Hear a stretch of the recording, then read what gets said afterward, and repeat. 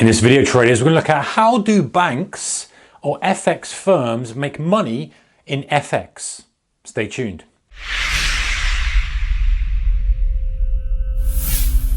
Hey traders, warm welcome to you. So really the title of this video is slightly misleading. How do banks or FX firms make money in FX? I'm talking from a dealer or a trader's perspective. So these bank traders, bank dealers, big FX firms, it seems like these guys make a lot of money.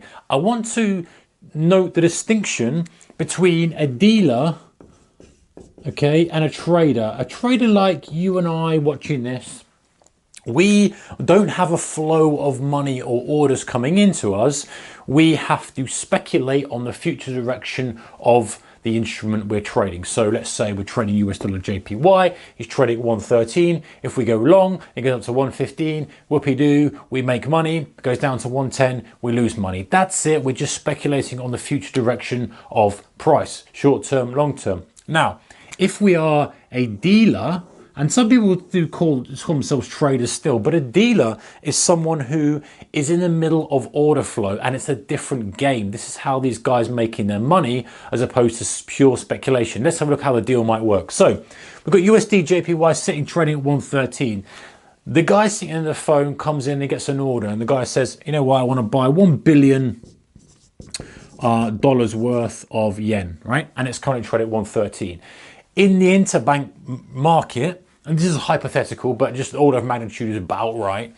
In the interbank market, we've got a bid price of 112.999, say, and an ask price of 113.001 or something like that. Really, really tight.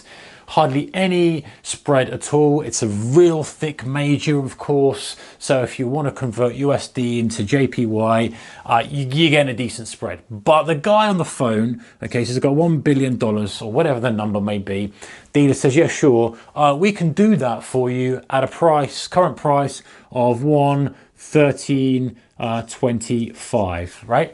And the guy says, cool, no problem, done. Or it might be more than that, but let's just say 113.25. I can get you, $1 billion will get you a rate at 113.25. So you get every dollar you spend, you get 113, whatever that is, times a billion, you get the point, 113 billion, 25, 250 million. The point is, the deal's done, right? Hangs up the phone, done, whatever you say, done. You're done, wire the money, good a client, got it on account, whatever. Deal's done. Now, the dealer has an opportunity. If it's currently trading at 113, right? He's got from 113 all the way up to 113.25 to come out at break even. The price can go anywhere between 113 and 113.25 and he's made money. He has effectively bought at 113.25. Now, he has sold his client, but he's on the other side of the deal. So if he can buy the actual yen in the market right now at 113, he's made 25 pips times by that size. So straight away, he can make a quick bit of money. And that's how these guys make money. Of course, they're there to provide a service, needs to be compensated for that, but that's how they buy a service. They're buying at 113, they're selling it to that guy at 113.25. They're making their 25 pips times by that decent size. That's a lot of money. However, they can speculate a little bit more. Perhaps they've got a few orders coming in. Perhaps they've got orders coming in and someone is on the other side of the trade. He's selling yen and they quote that guy at 112.75. So they're making an even bigger spread. Or perhaps there's half the money, or perhaps this, or perhaps that. But the point is, what he can do is he can speculate now with that cushion. He's got a 25 pip cushion. He can say, and this will all be commercially outlined and stuff. He's not going to be trading on a whim, you'd hope. Perhaps he's allowed to take £500 million worth of risks. So he closes out £500 million. He banks that 25 pips. He's sold those to that guy at 13.25. He's bought them himself at 13. All good. He's banked that. There's a nice bit of profit there.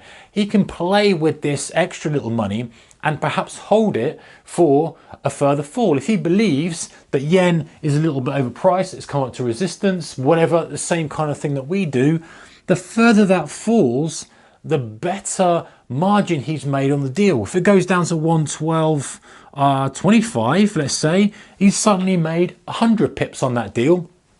as opposed to just 25 pips.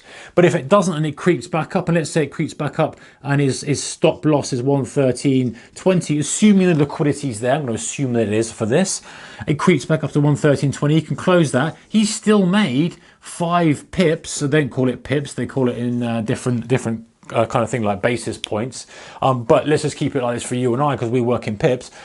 Pips, he's made 5 pips on that deal anyway, so he's still made money on the deal. And assume he's closed half right off the bat, he's made money. So they've got that cushion there. So dealers on banks and FX firms that are doing these kind of deals, that's how they will operate. They'll have that cushion there already. And this is obviously, there's more ways, and I'm just sort of touching on this, that they make money. They make money on the spread. They're facilitating a two-way flow between, and if they've got people on both sides of the coin, they just widen that spread slightly. They take a little bit of risk. They do a lot of paperwork and stuff, and they're compensated for it. But they have got the opportunity. If they've just done a deal and sold that yen to someone at 113.25, current price to them is 113, they think it's going lower, they can hold it, and if they're right, they've still got a cushion. If they're wrong, it can still come out 113.20. They've still managed to buy something at 113.20. They've sold on for 113.25.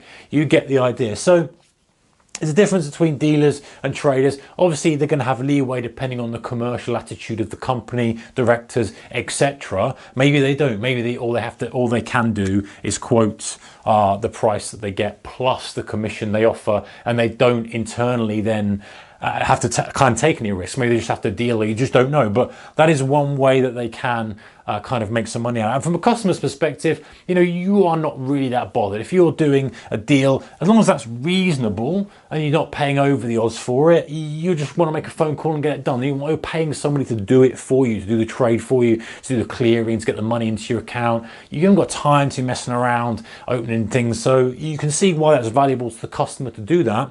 But then you can see why the dealer on the other end might have a little play with it and go, well, let me just see. If it starts to rock back, I'll just hold off, because when you've got decent size like that, every little movement is going to add up to a decent bottom line. So anyway, guys, that's how dealers in the FX firms and maybe some of the banks make money when they're dealing FX currency between customers and a little book like that. All right, guys, take care. See you next one. Bye-bye.